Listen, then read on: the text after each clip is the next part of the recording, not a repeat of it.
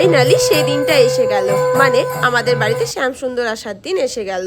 আজকের ভিডিওতে সেটাই থাকবে। বোন এখানে আলপনাতি দিচ্ছে, আর 5টার সময় উঠে আমরা চান টান করে রেডি হয়ে ঠাকুর আনতে বেরিয়ে গেছিলাম।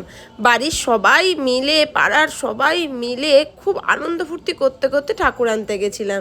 এই যে আমাদের বাড়ির কর্তা, মানে আমার বাবা ঠাকুরের গাড়ি টেনে নিয়ে আসছে, তারপরে একে একে বাড়ির 2 জামাই, মেয়ে এবং বাচ্চাও গাড়ি টেনে নিয়ে আসছে, আর চলছে কীর্তন।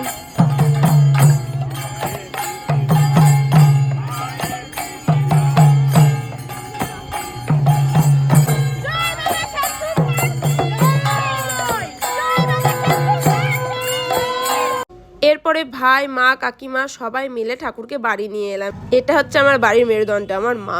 যাই হোক, এরপরে ঠাকুরকে 3বার প্রদক্ষিণ করলাম। এরপরে ঠাকুরকে কোলে করে ঘরে তোলা হলো। আমার গলা শুনে নিশ্চয়ই বুঝতেই পারছো কি চিৎকার চেঁচামেচি না করেছি, কি আনন্দ ফুর্তি না করেছি। তারপরে আমরা সবাই মিলে ঠাকুরের মুখ দেখে ভীষণ ইমোশনাল হয়ে পড়লাম।